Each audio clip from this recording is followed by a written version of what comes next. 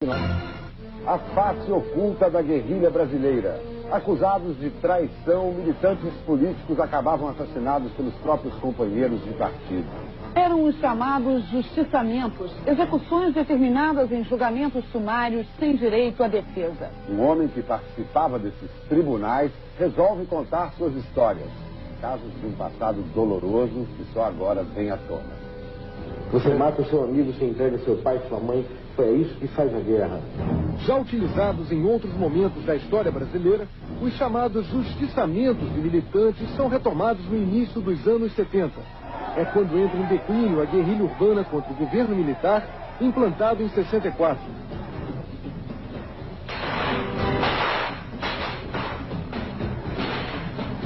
O assassinato do ex-militante comunista Salatiel Teixeira Rolim, o chinês, foi provavelmente a última ação de justiçamento promovida por grupos guerrilheiros que atuaram no Brasil nas décadas de 60 e 70. Acusado de desviar dinheiro do Partido Comunista Brasileiro Revolucionário e de delatar companheiros, Salatiel foi julgado e condenado por um tribunal revolucionário. A sentença foi cumprida na manhã do dia 22 de julho de 1973. A repressão baseada na tortura prende e mata os principais líderes guerrilheiros. O medo das delações aumenta nas organizações clandestinas. Um dos primeiros a ser justiçado é Carlos Alberto Maciel Cardoso, o Juca. O acervo da repressão, que está no Arquivo Público do Rio de Janeiro, revela que Cardoso foi preso em 71 e fugiu no dia seguinte.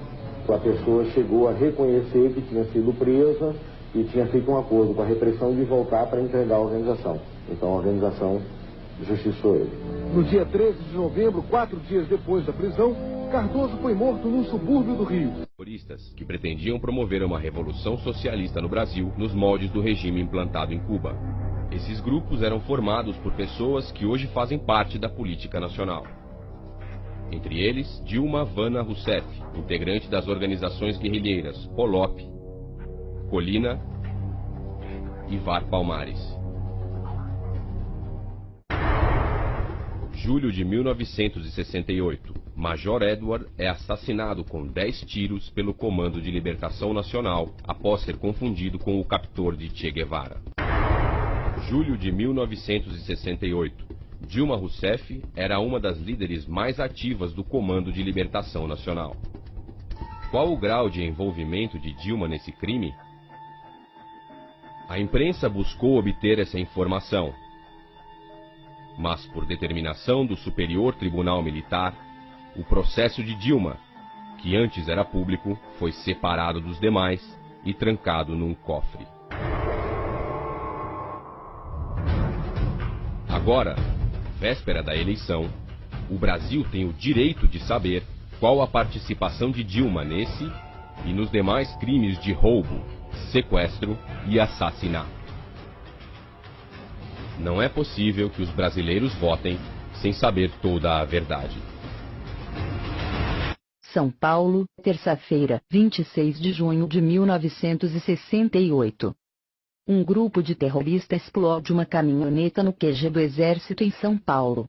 O bando utilizou 3 veículos, a caminhoneta e mais 2 Fuscas. Dilma Rousseff foi a mentora do ataque e ficou dentro do segundo Fusca, não saiu.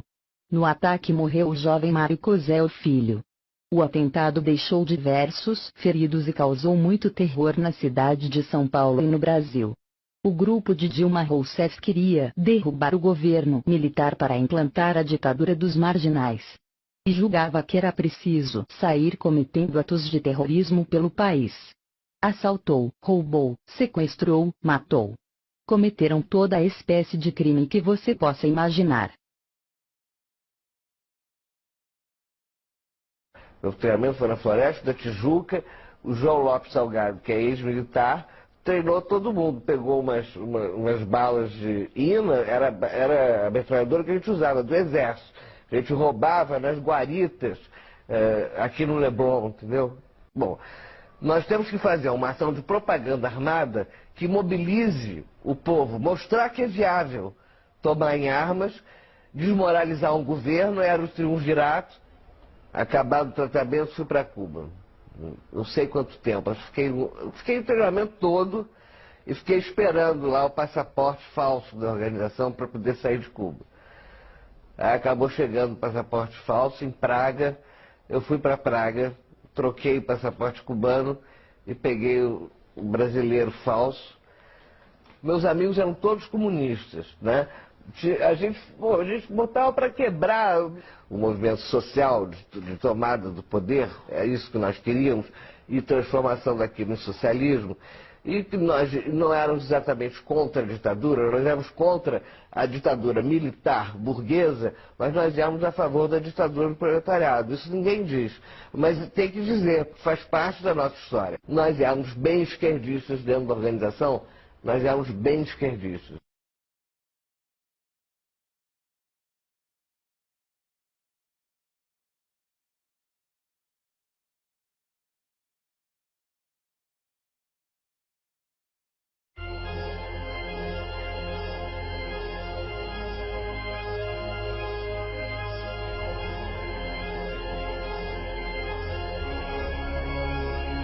К коммунизму не имеет никакого отношения.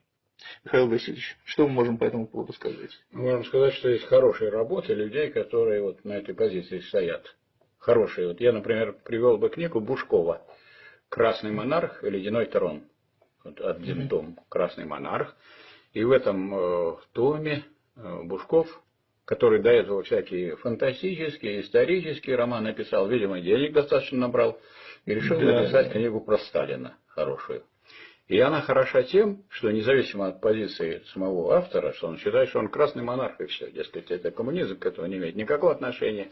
Но он все бредни про Сталина такого рода, что вот он был агентом царской охранки. Это он просто над этим издевается в этой книге и показывает, что это чушь просто невообразимая. И я даже останавливаюсь на этом. Читайте книгу Бушкова, он ваш сторонник, он считает, что это красный монарх Сталин. Но вот эту ерунду насчет агентства царской охранки, ну, можно только добавить тому, что, дескать, он настолько глубоко как бы внедрился в коммунистическое движение, что с целью того, чтобы никто его не разоблачил, он вместе с Берия создавал ракетно-ядерный щит, и они первые, значит, сделали водородную бомбу.